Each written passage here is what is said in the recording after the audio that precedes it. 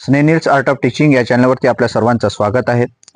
आपण हा जो व्हिडिओ बनवतो आहे, हा व्हिडिओ जो आहे हा भारतीय शिक्षण जी व्यवस्था आहे या शिक्षण व्यवस्थेच्या संदर्भातील हा व्हिडिओ आहे।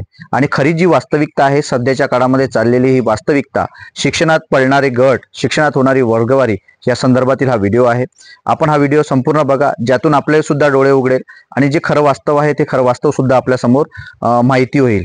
आणि जी काही वास्तविक स्थिती आहे, ही वास्तविक स्थिती ग्रामीण भागातील, शहरी भागातील आणि नॅशनल आणि इंटरनॅशनल लेवलच्या संदर्भातील ही जी शैक्षणिक जी काही व्यवस्था आहे, ही शिक्षण व्यवस्था, भारतीय व्यवस्था कोणत्या पद्धतीची भारतीय शिक्षण व्यवस्था आहे आणि ग्रामीण भागातील विद्यार्थी हा आजही 75 वर्ष भारत स्वतंत्र होऊन मागे का आहे, यामागची ही वास्तविकता आहे।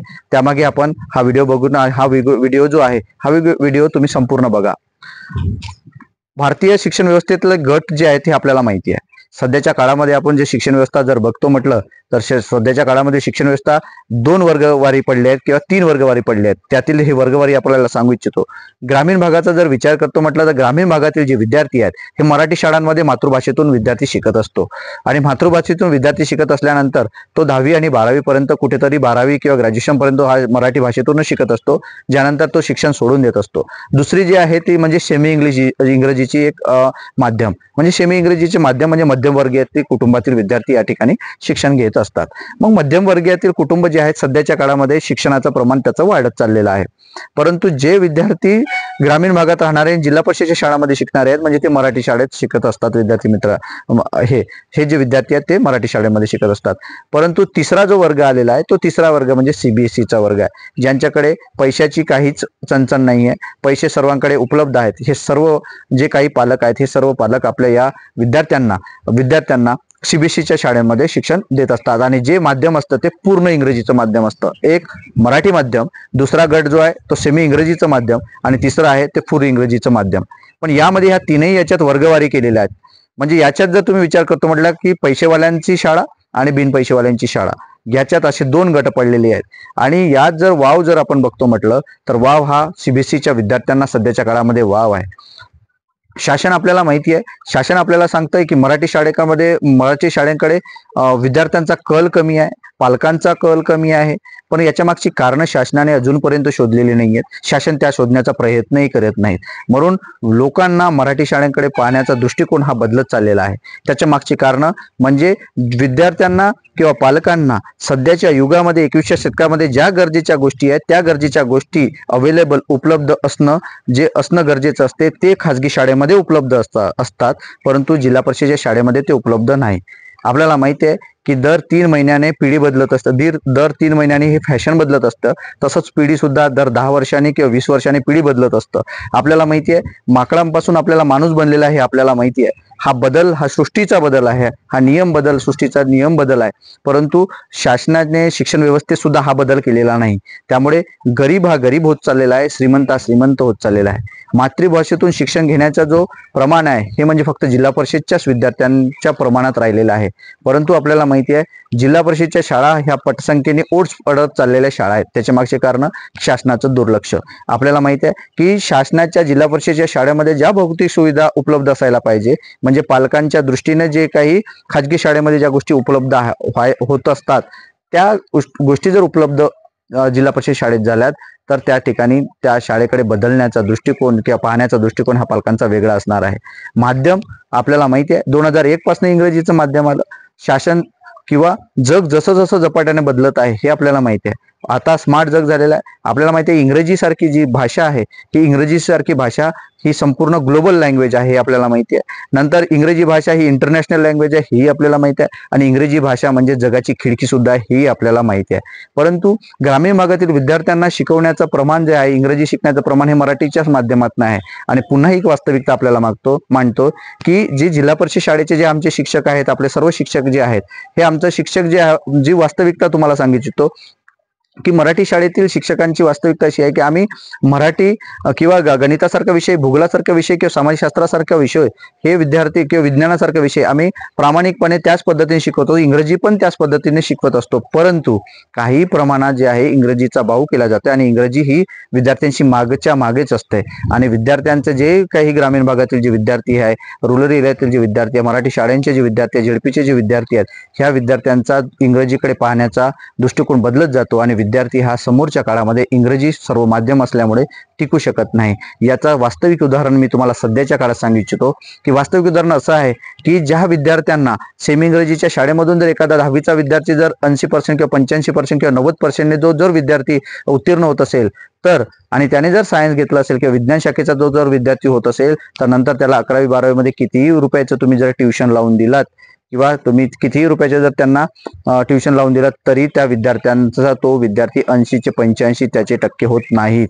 त्याच्या मागची कारण काय, तर त्याचं सेमी इंग्रजी असल्यामुळे फक्त मराठी, फक्त त्यांचं गणित आणि जे काही विज्ञान असते तेच इंग्रजीमध्ये असते, पण बाकीचे जे विषय आहे ते सर्व विषय मराठीमध्येच असतात. यामुळे या विद्यार्थ्यांचा समजण्याचा जो काही त्याचा 7 ते 8 वर्षाचा जो काही कालावधी आहे, हा कालावधी तो मराठीमधून शिकत असतो. फक्त मॅथ सारखा विषय, विज्ञान सारखाच विषय तो इंग्रजीमधून शिकत असतो. त्याला 2 वर्ष समजायला लागतात आणि फेब्रुवारी सारख्या महिन्यामध्येच पुन्हा 12 ते 13 14 महिन्यामध्येच दुसरी एक्झाम येऊन ठेपते आणि त्या विद्यार्थ्याला त्यात काहीच कन्सेप्ट समजत नाही. त्याच्या मागचं कारण म्हणजे इंग्रजी. का तर सेमी इंग्रजीमध्ये विद्यार्थ्यांना फुल इंग्रजी या सर्व गोष्टी नसतात म्हणून. मग या इंग्रजीला मग महत्व नाहीये का? मग मातृभाषा आपण विसरून जाऊ का? सध्याच्या काळामध्ये कल लोकांचा बदललेला आहे की विद्यार्थी मातृभाषा विसरून जातील, कशाला इंग्रजी पाहिजे. पण आपल्याला जगाप्रमाणे बदलावं लागेल. जगाप्रमाणे बदलल्याशिवाय पर्याय नाही. आपल्याला माहित आहे सध्याच्या काळाची एक वास्तविकता अशी आहे की जे विद्यार्थी जे शिक्षण घेत आहेत ते 11वी 12वीचं झिरो अटेंडन्सच्या कॉलेजेसमध्ये शिकतात. विद्यार्थी विचार करा. आणि हे सर्व पैसे देऊन हे कितीतरी क्लासेस असे असतात जे 5-5 लाखापर्यंतचे जे क्लासेस असतात त्या ठिकाणी विद्यार्थी नीट आणि JEE मागे लागतात. जे पालक सुद्धा सध्याचं एक फॅड आहे, JEE आणि नीट याचं सर्वात जास्त फॅड जिकडे तिकडे आपल्याला दिसून येत आहे. म्हणजे नीट आणि JEE क्लास लावणारा प्रत्येकच विद्यार्थी हा डॉक्टर किंवा इंजिनियर होत नाही, किंवा रिजनल कॉलेजमध्ये त्याचा नंबर लागत नाही, किंवा IITs मध्ये नंबर लागत नाही. विद्यार्थी 1-1 वर्ष 2-2 वर्ष गॅप देत असतात, पैसे खर्च करत असतात. शेवटी विद्यार्थी BSc करत असतो, कुठेतरी BSc नर्सिंग करत असतो. हे जे आहे, ही जी जनरेशन आहे, ही जनरेशन आपण स्वतः बदलवलेली आहे. जे इंग्रजीच्या विषयाच्या दृष्टीने मी तुम्हाला सांगू इच्छितो की ही जी पिढी आहे, ही पिढी जेव्हा की भारत जेव्हा सांगू इच्छितो की आम्ही विश्वगुरू बनवतो आहे, आम्ही रिसर्च मध्ये कुठेतरी काम करतो आहे, परंतु विचार करा की 50% ही ग्रामीण भागातील राहणारे जे विद्यार्थी आहेत आणि जर 50% जर विद्यार्थी CBSE शाळांमध्ये शिकणारे जे 50% शहरी भागातील जर विद्यार्थी असेल तर हे 50%चा गट जो आहे आजही जात निर्माण केलेली आहे. म्हणजे कोणती जात? जे पैसेवाल्यांचे शिक्षण म्हणजे CBSE आणि ज्यांच्याकडे पैसे नाही त्यांचं शिक्षण म्हणजे मराठी शाळा. ही शासनाने निर्माण केली जात आहे. आमचं एकच मत आहे की माझं सुद्धा एक मत आहे की ही जी शासन आहे, 1 नेशन 1 एज्युकेशन असायला पाहिजे. देशामध्ये जेव्हा शासन म्हणत आहे 1 नेशन 1 इलेक्शन असं जेव्हा शासन बोलतं किंवा केंद्र सरकार म्हणत असतं, मग शिक्षणाच्या बाबतीत आपण कोणीच आवाज उठवत नाही किंवा कोणतेच पालक समोर येत नाही किंवा शासनाला जॉब विचारत नाही. शिक्षणा संदर्भातल्या योजनांबद्दलही शासनाला कोणी विचारत नाही. आणि सिलेबस मधलंही जे सिलेबस आहे, हे सिलेबस आपण कुठे आहोत हे लक्षात घ्या. इंग्रजी सारखा विषय जेव्हा जगाची खिडकी इंग्रजी असू शकते, जेव्हा इंटरनॅशनल लँग्वेज इंग्रजी असू शकते, आपला विद्यार्थी जर मराठी शाळेतून शिकलेला विद्यार्थी असेल तर त्याला कायमस्वरूपी इंग्रजीचा बाऊ करावा लागतो. तो बोलू शकत नाही. या सर्व गोष्टींचा त्याला सुद्धा विचार करावा लागते. आणि आपला मराठीचा विद्यार्थी हा स्वतःला कमी समजून त्या ठिकाणी पोहोचू शकत नाही, त्या ठिकाणी जाऊ शकत नाही. ही खरी वास्तविकता आहे. आणि आपल्याला माहिती आहे की भारतातील किंवा जगातील कोणतीही माहिती जर आपल्याला पाहिजे असेल तर ती इंग्रजीमध्ये उपलब्ध होत असते. मोबाईल सारखा विषय असेल तर मोबाईलच्या सर्व जे ऍप्स असतील किंवा जे काही फंक्शन्स असतील हे इंग्रजीमध्ये आपण हाताळत असतो. ज्या काही आपण आकडे डायल करत असेल तर ते इंग्रजीमधून डायल करत असतो. आणि याच दृष्टिकोनातून विचार करून शासनाने 2001 पासून इंग्रजी हा विषय पहिल्या वर्गापासून आलेला आहे. ज्या वेळेला त्याच्या पूर्वी जर शिक्षण व्यवस्थेचा विचार केला तर हा जो इंग्रजी विषय हा 5व्या वर्गापासून इंग्रजी विषय होता, हे आपल्या सर्वांना माहिती आहे. म्हणजे इंग्रजीचं महत्व वाढलं हे आपल्याला समजत आहे. परंतु जे काही लोक मातृभाषेचा जो गोडवा गात असतात त्या लोकांना सांगू इच्छितो की मातृभाषेचा गोडवा हे एका विषयापुरता मर्यादित ठेवा. आपण तुमची मातृभाषा आहे महाराष्ट्रापुरती मर्यादित ठेवा.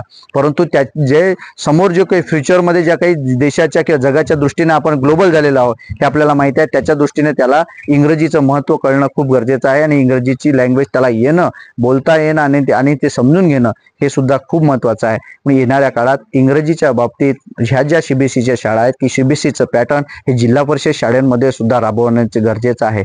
यासाठीच हे वन नेशन वन एज्युकेशन आणि क्वालिटी एज्युकेशन हे कन्सेप्ट आपल्यापर्यंत आली पाहिजे, आपल्या लोकांमध्ये आली पाहिजे, आपल्या पालकांमध्ये ही रुजली पाहिजे.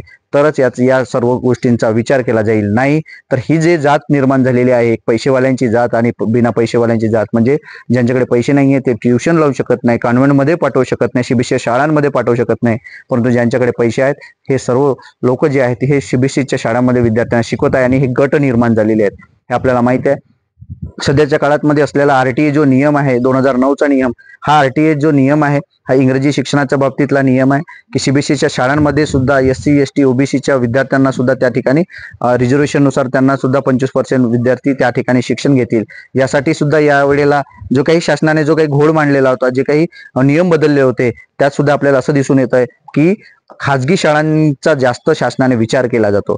जो खाजगी शाळांमध्ये ज्या गोष्टी अवेलेबल होत असतात त्याच जर गोष्टी आपण जर जिल्हा परिषद शाळेमध्ये तेवढ्याच खर्चांमध्ये जर उपलब्ध करून दिलं तर नक्कीच या ठिकाणी जिल्हा परिषद शाळा सुद्धा उठून उभ्या राहतील आणि लोकांचा कल जो आहे जिल्हा परिषद शाळेकडे बघण्याचा तो सुद्धा वेगळा राहणार आहे. आणि आपल्याला सर्वांना माहिती आहे की जिल्हा परिषद शाळांना ज्या गोष्टी गरजेच्या आहेत त्या गोष्टी त्या ठिकाणी मिळवल्या जात नाही. त्याच्यामुळे या सर्व गोष्टी आजही जिल्हा परिषदचा विद्यार्थी हा जो त्यावेळेला जरी कलेक्टर झाला असेल, परंतु सध्याच्या काळात तो कलेक्टर होणं अवघड आहे. त्याच्या मागची कारणं सीबीएसई पॅटर्न. आपल्याला माहिती आहे की सीबीएसई पॅटर्न आणि स्टेट बोर्डचा पॅटर्न आपल्याला माहिती आहे की याच्यात फरक जमीन आसमानचा फरक आहे. सीबीएसईचा पोरगा जर कुठेतरी 3ऱ्या वर्गामध्ये जर सीबीएसईचा पोरगा जर एखाद्या तालुक्याची नदी शिकत असेल तर तो 6व्या वर्गात तिकडे देश शिकत असतो सीबीएसईचा विद्यार्थी. याच्यातच हा फरक आहे. स्टेट बोर्डचा सिलेबस आणि जर तुम्ही युपीएससीचा सिलेबस पाहिला म्हणजे सीबीएसईचा सिलेबस पाहिला तर सीबीएसईचा सिलेबस हा युपीएससीच्या समतुल्य आहे. म्हणजे त्या विद्यार्थ्यांना तो त्या अवेलेबल आहे आणि ते विद्यार्थी या सर्व गोष्टी उपलब्ध करून घेत असतात आणि त्यांना अवघड जात नाही. परंतु स्टेट बोर्ड आणि युपीएससीचा काही संबंध नसतो. कुठे आपली राज्यातील नदी किंवा जिल्ह्याची नदी आणि कुठे त्या देशातील नदी याचा सुद्धा आपण विचार करावा लागेल. म्हणून युपी बिहारचे जे विद्यार्थी असतात जे सीबीएसई पॅटर्न आणि त्यांचा जो पॅटर्न असतो जो भारतीय लेवलचा जो पॅटर्न आहे आणि याच्यातून ते विद्यार्थी शिकत असतात आणि त्यांचं प्रमाणही युपीएससी मधून पास होण्याचे जास्त असतात. हे एक त्याच्या मागचं एक कारण असते जे त्यांचा पॅटर्न आणि त्यांचा जो सिलेबस असतो त्या संदर्भातील. आपण सर्व पालकांनी सुद्धा हे शासनाच्या वतीनं आपल्या संघटनेच्या वतीनं सर्वांनी वन नेशन वन एज्युकेशन यात ज्या जाती आहेत ह्या वेगवेगळ्या जाती असायला नको. आणि इंग्रजीचा जो काही विचार करतो म्हटलं आपण त्या इंग्रजीचा विचाराच्या संदर्भात तुम्हाला सांगतो. खाजगी शाळा आणि मराठी शाळेच्या संदर्भातील अजून एक उदाहरण देतो मी तुम्हाला. जिओ कंपनी आपल्या सर्वांना माहिती आहे. जिओ कंपनीने आपल्याला काय दिलं हे आपल्याला माहिती आहे. आणि बीएसएनएल कंपनी माहिती आहे. जिओ कंपनी ही प्रायव्हेट खाजगी कंपनी आहे आणि बीएसएनएल कंपनी ही सरकारी कंपनी हे आपल्याला माहिती आहे. बीएसएनएल कंपनी ही सुरुवातीपासूनच आलेली आहे. म्हणजे 40 ते 50 वर्ष ही बीएसएनएल कंपनी आपल्याकडे काम करत आहे, आपल्या देशामध्ये आहे. जिओ कंपनी ही आता 5 ते 7-8 वर्षापूर्वी आलेली आहे. आपण विचार करा की संपूर्ण भारतभर जर आता सर्वात जास्त जर कोणाचे ग्राहक असतील तर जिओचे ग्राहक आहे. का? खाजगी आहे. खाजगीमध्ये ज्या गोष्टी अवेलेबल तो करून देत आहे. फ्री पासून त्यांनी सुरुवात केलेली आहे. तसंच आपली जिल्हा परिषदची शाळा आहे. फ्री पासून आपण सुरुवात केलेली आहे, परंतु त्याची क्वालिटी शासनाने मेंटेन करणं करू शकलेलं नाही आहेत. आणि खाजगी शाळा निर्माण करून खाजगीमध्ये ज्या लोकांचा कल जो आहे बदलत आहे, मग लोकांची मेंटॅलिटी जी काही खाजगी शाळेकडे पाहण्याचा आहे त्या गोष्टी जर आपण या शाळेमध्ये जर उपलब्ध करून दिला तर नक्कीच झेडपी शाळेत सुद्धा त्याचे येतील. जसं बीएसएनएल कंपनी कितीतरी बीएसएनएल कंपनीचे टावर आपल्याकडे उपलब्ध होते. बीएसएनएल कंपनीच्या जे सुरुवातीला सर्व गावांमध्ये रेंज जायच्यात, परंतु त्याच्याकडे शासनाने दुर्लक्ष केलं आणि जिओ सारख्या कंपनीला टेंडर दिला आणि जिओ सारख्या कंपनीला जिथे तिथे जागा उपलब्ध करून फ्री जागा देऊन त्यांना टावर उपलब्ध करून नेटवर्क निर्माण केलं आणि फ्री देण्यात आलं. याच्यानुसार लोकांचा त्या जिओकडे बघण्याचा दृष्टिकोन हा वाढत गेला आणि नेटवर्कमुळे लोकांना त्याची सवय पडली आणि सवय पडल्यानंतर लोक आता या जिओ शिवाय राहू शकत नाही, कारण तेवढी फास्ट प्रोसेसिंग आणि या सर्व गोष्टी जिओमुळे मिळत असते. त्याचसारखं हे बीएसएनएल कंपनीचं आहे, जे आता जरी टाटाने घेतलं असेल तरी हे जर सरकारी कंपनी आहे तर सरकारी कंपनी सुद्धा त्यावेळेला शासनाने जर विचार केला असता की आमची सरकारी कंपनी आहे, आम्ही जर या पद्धतीने जर यात नेटवर्क देऊ तर नक्कीच बीएसएनएल कंपनी सुद्धा त्यात वर आली असती. जिओ सारखी ती बीएसएनएल कंपनी वर असते, परंतु शासनाने हा विचार केला नाही. सेम कंडिशन सेम परिस्थिती ह्या जिल्हा परिषद शाळांची आहे. सर्व गोष्टी फ्रीमध्ये दिल्या जातात, त्याच्याकडे दुर्लक्ष केलं जातं आणि ज्या खाजगी शाळा आहेत, खाजगीचेच आपले मित्र असतात, आपलेच कोणीतरी असतात आणि आपल्याला सर्वांना माहिती आहे शाळा ज्या CBSEच्या पाहिल्यात तर आपण इंटरनॅशनल स्कूल असो की इतर कोणत्याही स्कूल असो, ह्या कुण्यातरी खाजगी एखाद्या नेत्यांच्या किंवा कोणातरी एका पदाधिकाऱ्याच्या किंवा कोणाच्या तरी एखाद्या पुढाऱ्याच्या या सर्व शाळा असतात हे आपल्याला माहिती आहे. आणि नियम करणारेही पुढारीच असतात, शिक्षण व्यवस्था चालवणारेही पुढारीच असतात, या धोरण निर्माण करणारे पुढारीच असतात, शाळा चालवणारे पुढारीच असतात. यामुळे या सर्व गोष्टी आपल्याला सर्वांना माहिती आहे. याचा आपल्याला विरोध केला पाहिजे आणि इंग्रजी शिक्षणाकडे आपल्याला लक्ष दिलं पाहिजे, कारण आपला विद्यार्थी येणाऱ्या पिढीमध्ये टिकला पाहिजे हे आपल्याला माहिती आहे. आणि टिकण्यासाठी इंग्रजी भाषेतलं शिक्षण असणं गरजेचं आहे, कारण इंग्रजी हीच ग्लोबल लँग्वेज आहे आणि इंग्रजी हीच जगाची खिडकी आहे आणि इंग्रजी हीच इंटरनॅशनल लँग्वेज आहे हे आपल्या सर्वांना माहिती आहे. म्हणून इथून पुढे आपल्या सर्वांना, पालक असतील, कर्मचारी असतील, जे काही व्हिडिओ बघत असेल, या सर्वांना सांगू इच्छितो की one nation one education, quality education हे असणं खूप इम्पॉर्टंट आहे, खूप महत्त्वाचं आहे. आपल्याला ही कन्सेप्ट कशी वाटली हे मला कमेंट देऊन सांगा. आपलं मत काय आहे हे सुद्धा कमेंट देऊन सांगा. आपण याची सहमत आहात की असहमत आहात हे सुद्धा सांगा, जेणेकरून आपल्याला याबद्दल काही अजून विचार करता येत असेल हे सुद्धा आपण समजून घेणार आहोत. याकरता हा व्हिडिओ बनवला होता. आपण हा व्हिडिओ संपूर्ण बघा आणि आपल्या विद्यार्थी मित्रांना, आपल्या कर्मचाऱ्यांना, आपल्या इतर ग्रुपला सुद्धा शेअर करा. धन्यवाद.